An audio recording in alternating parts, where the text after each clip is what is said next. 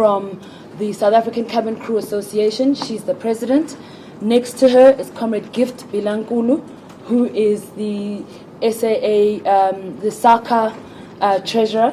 And next to her is Comrade Begi Themba Nkosi, who is also a Numsa official working at South African Airways Technical. On that note, comrades, I'm going to hand over to Comrade Zazi. She will be the one who will be reading the press statement. Thereafter, we'll take a few rounds of questions, and then that will be that. Thank you. Off you go, Comrade Zazi. Thanks very much, Paramile. The National Union of Metalworkers of South Africa and South African Cabin Crew Association have served South African Airways and South African Airways Technical with a 48 hours notice to strike.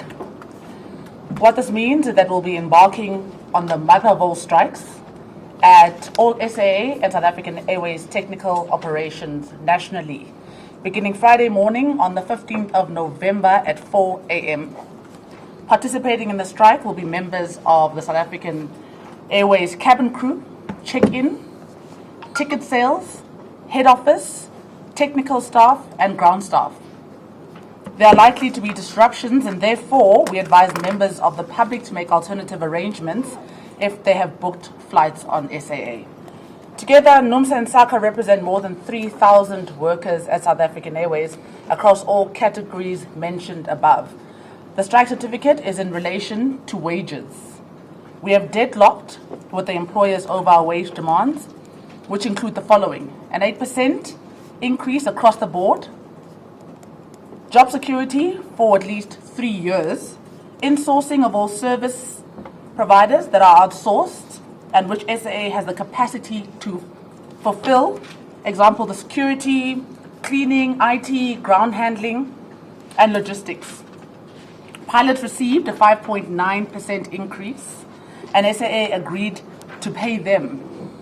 Our members are simply demanding their increase as well. Our members earn much lower than the pilots, which is why our demand is one of 8%. In response to these demands, SAA management served us with the intention to retrench and restructure the airline. They claim that they cannot meet our demands because there is not enough money, and that the dismissal of 944 workers will save the airline 700 million and ensure its survival. We as SACA and Numsa reject their explanation, and it's our view that this is nothing more than an attempt to force workers to stop and drop their demands for wage increases, which they deserve and that they have worked very hard for. The South African Airways Board and Executive Management is responsible for the current crisis affecting the airline.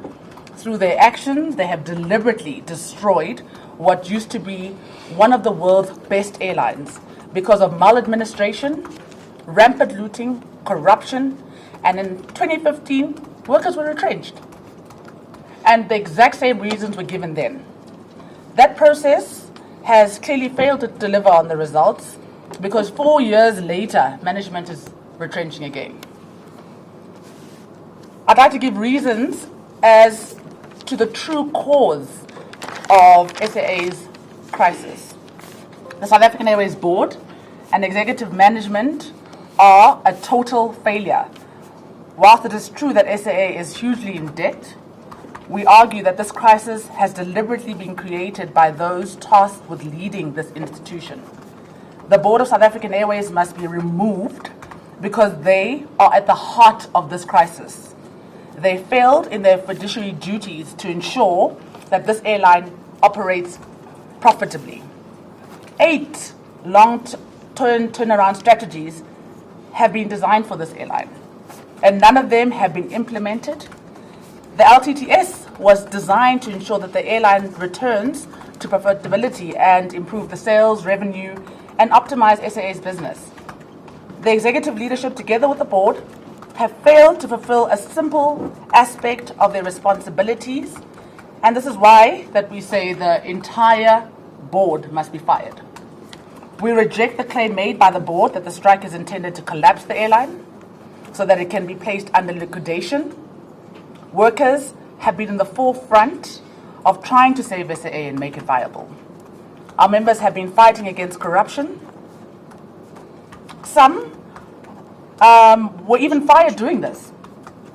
And yet, the same cannot be done for executives and management and the board. This has consistently been an obstacle in rooting out corruption at the airline. Several executives have been exposed in corrupt activities through costly forensic investigations, 9 in total, but none have been disciplined or suspended or fired. To date, not one red cent has been recovered from monies which were stolen through acts of corruption and looting at South African Airways. South African Airways has failed to review all erroneous contracts and correct those matters by renegotiating the pricing and making it more competitive and cost-effective.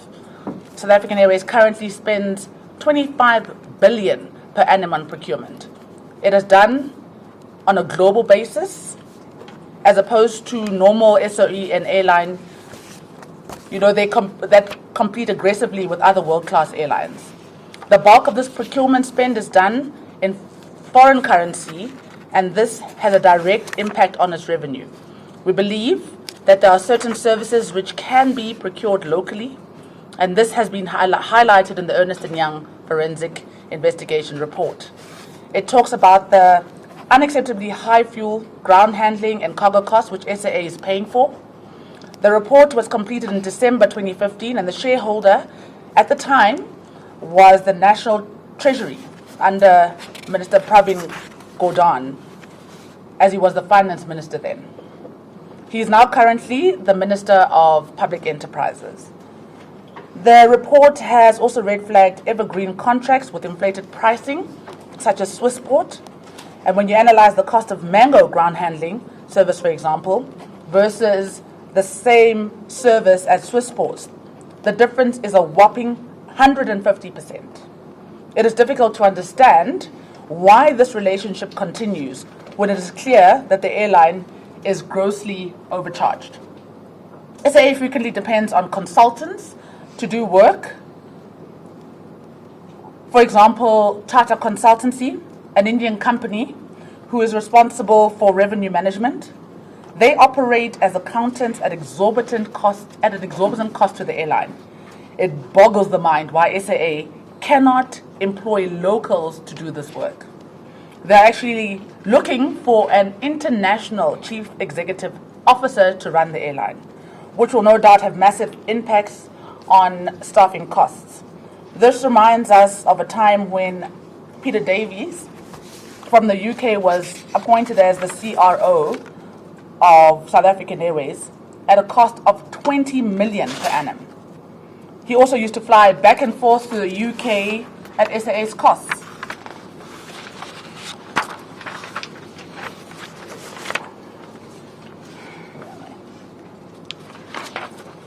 Another example, they hired Accenture to do organizational design, which has not yet been concluded. This was done to a cost of 30 million.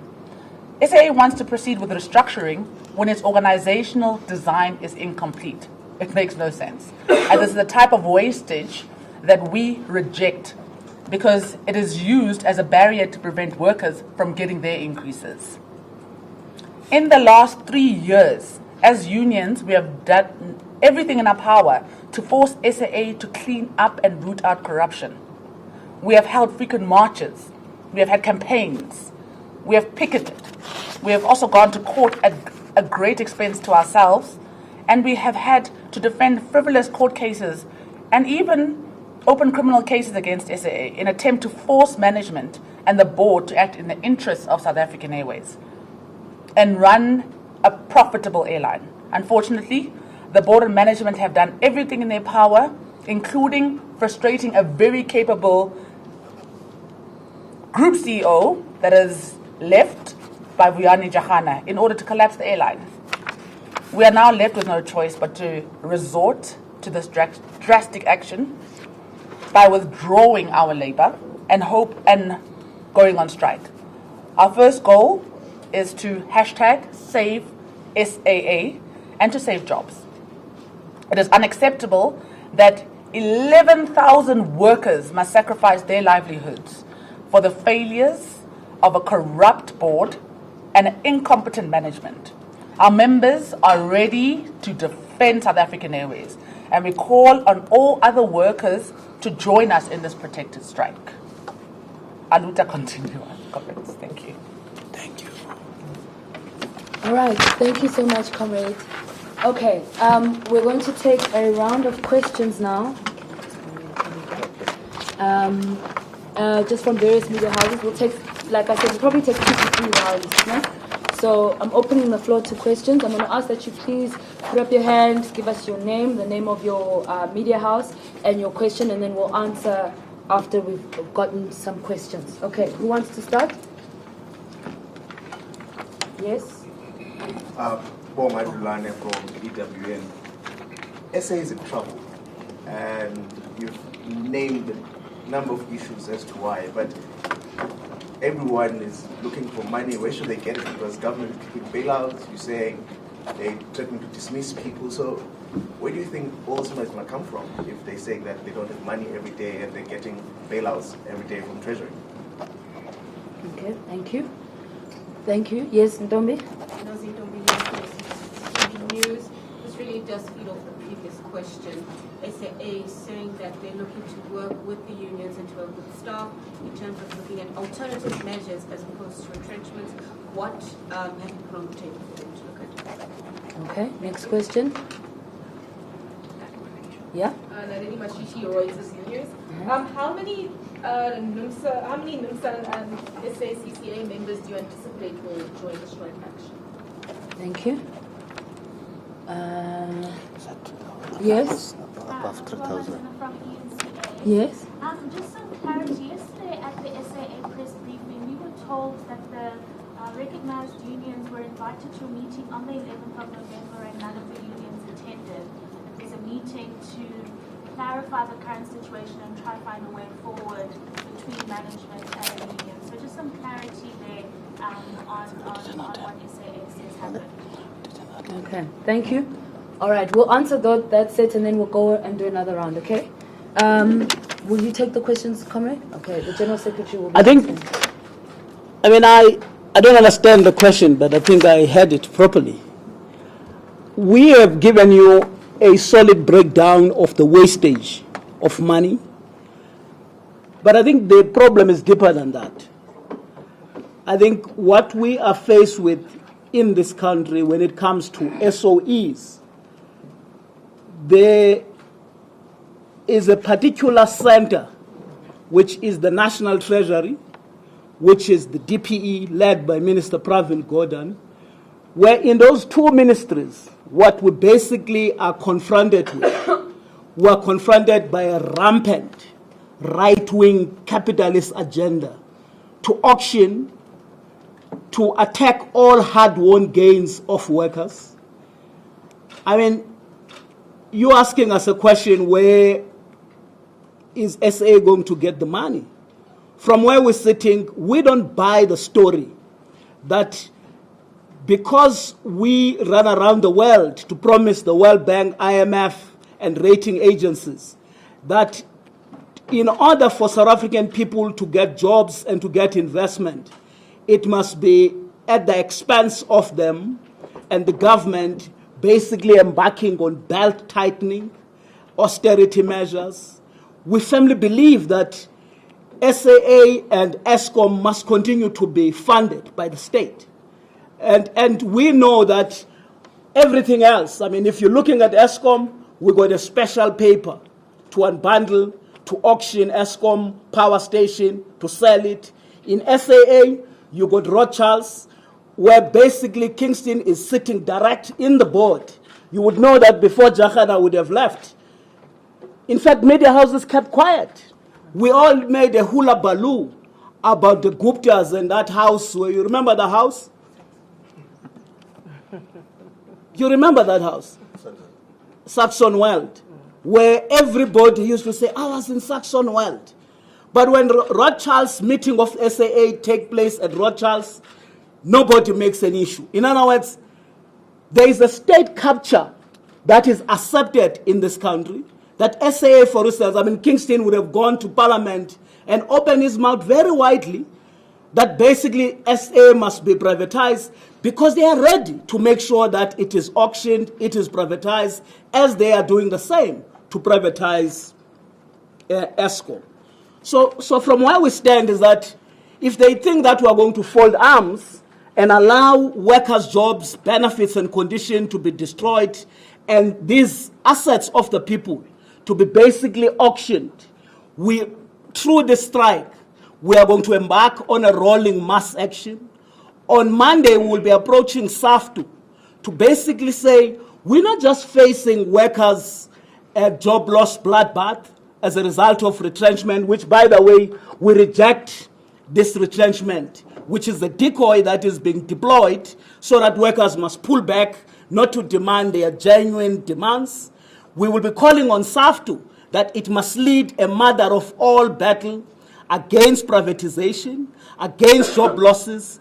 We're sick and tired of the fiasco of investment conferences, but at the end of the day, we see no job creation. What we see is a permanent attack on hard-won gains of workers. We think that the best way to turn around this economy is for workers to turn to the street and basically demand that the state must intervene in the economy. It must play its role to stimulate the economy and to create jobs, because clearly these austerity measures are basically going to destroy the left capacity of manufacturing and industrialization that we have in this country. And of course, I mean, workers are affected by the socio-economic condition. To expect that workers at SAA must basically embark on belt tightening, we are saying come Friday, workers must fight for themselves, and all other workers must give solidarity to workers at SAA. And we're calling for the South African public to understand that we cannot continue to allow this government to do as it wishes. We have kept quiet for too long.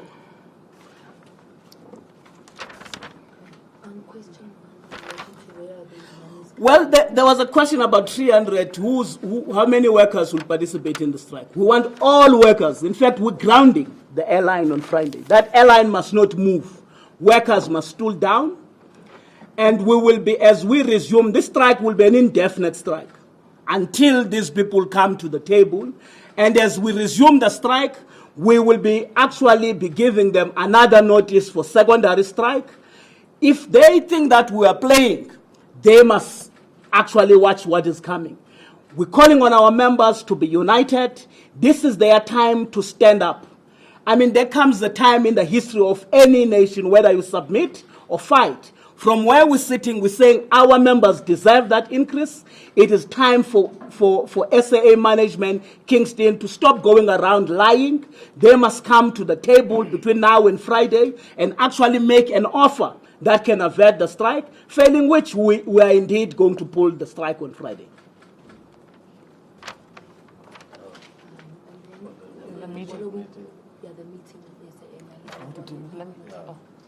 I think with regards to the meeting, we dispute that unions were invited. In fact, I received the notice in the evening of Monday.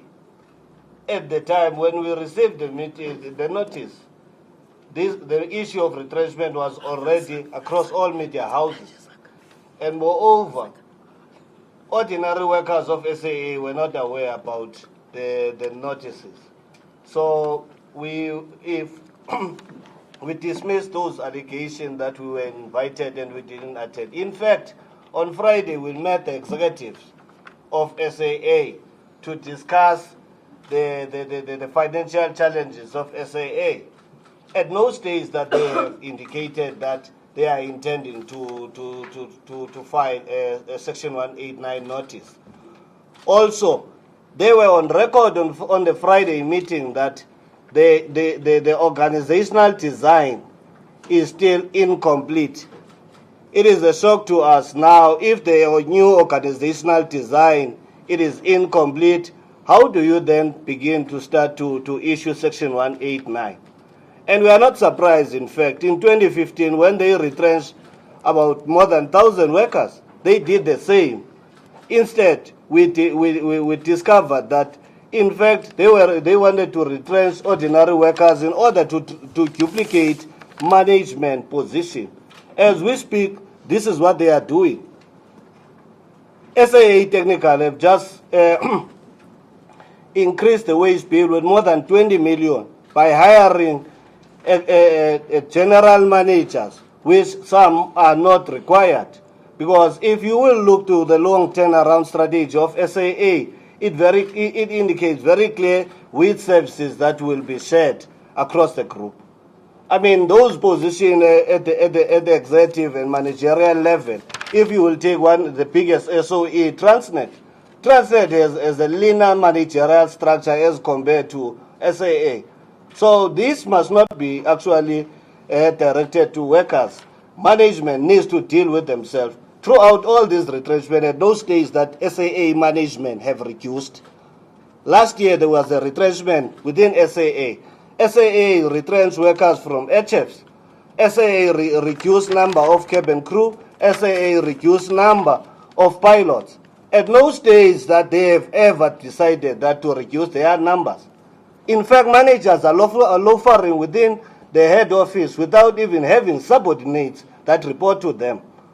So if then they need to retrench themselves and leave workers, because those workers of SAA continue to reduce due to natural attrition, and some were retrenched. So you can't then say SAA is actually bloated in terms of the total workforce. If then you come with that claim, you need to say, where is your barometer? Because you can't compare SAA with the local airlines. You must compare SAA apples with apples. Take SAA to international airlines and see the number that SAA has versus the number of other airlines that SAA compete with. Not only on the local level. If you want to take on a local level, just take a Mango alone, and then you can compete Mango locally. But when it comes to the entire SAA, you need to measure SAA globally, not locally. Okay.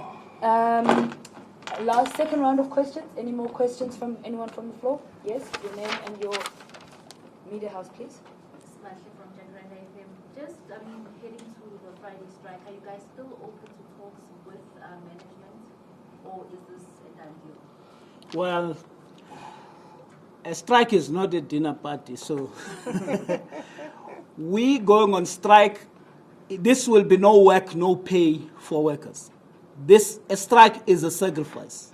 And therefore, right from after we finish with this press conference tomorrow, we will be open for engagement.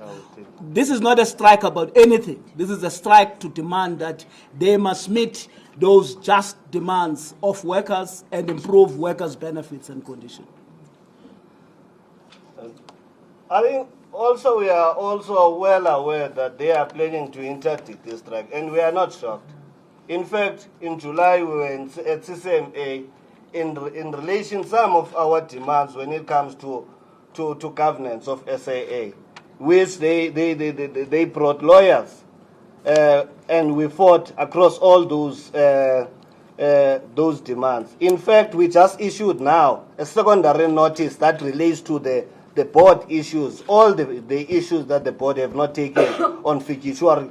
So our strike is not only relating to wage-related issues, it also cut across, including with governance issues that we have been fighting with them since 2015 around. So all that we are demanding is for them to execute their fiduciary duties as the board. That is why we said we lack confidence in this board. This board needs to be dissolved, and SAA needs a committed new board that will actually be represented even by labor, because we also know where the problems are within the airline. Yes. Sorry, lady from Reuters again. Do you have any fears that embarking on a strike action could potentially put SAA into even further financial constraints? You remind me of a story of workers in Canada. Workers takes a decision on the basis of facts and concrete conditions that confront them. It's not a joke. We're saying SAA is spending about 25 billion per annum. We're saying about 30 million have just been wasted on an organizational design. An organizational design, what is 30 million? Why would you spend 30 million on an organizational design? And we're telling you of a particular pattern. And if this pattern is allowed to continue, it means indeed there will be no job security for workers. We're taking a stand so that not just to say our demands, the demands of our members must be met, but we're saying SAA must be fixed so that it does not collapse. You allow it with Kingston and that bunch of board members who do not know whether they are coming or going, then indeed SAA will shut. And can I just add, I mean, you talk about, the fear of this crippling. Does management understand that this could cripple the airline? Because to date, no one has called us to discuss these issues on the table. The CEO has not called us once to try and, sort out the dispute. Sorry. It looks like SAA. It looks like SAA. Sorry, Dylan. Sorry, Dylan. Yeah, everybody SAA. You were saying, Zazi? So what I'm saying is that by virtue of the fact that we are willing to talk and no one is talking to us, we have written to the presidency. We have written to the minister. There's no one that we have not written to, I think. And no one is prepared to engage on issues of corruption so that they don't want to meet us, So unfortunately, if no one wants to meet us, we have got to be heard. And this is the only way that we know as Labour on how to be heard.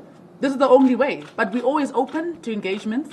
We have a day and a few hours, I think, to talk. And we are here. And if I can just add on what Comrade Zazi said about being open to talk, I think it's very important that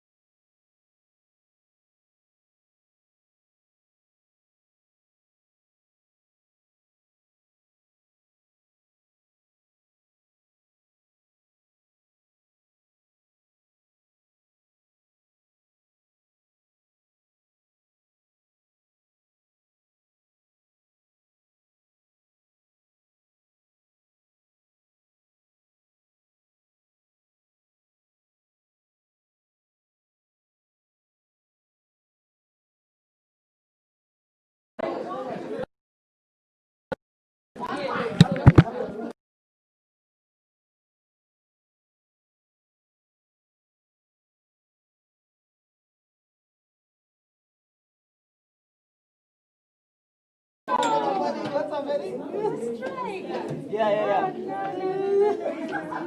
Staff.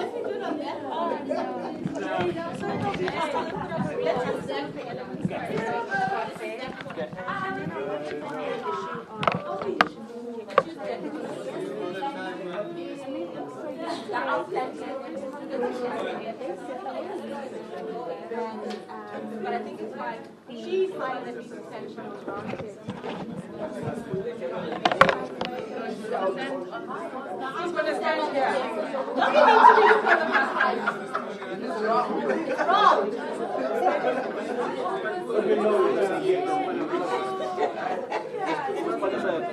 Ay, gracias.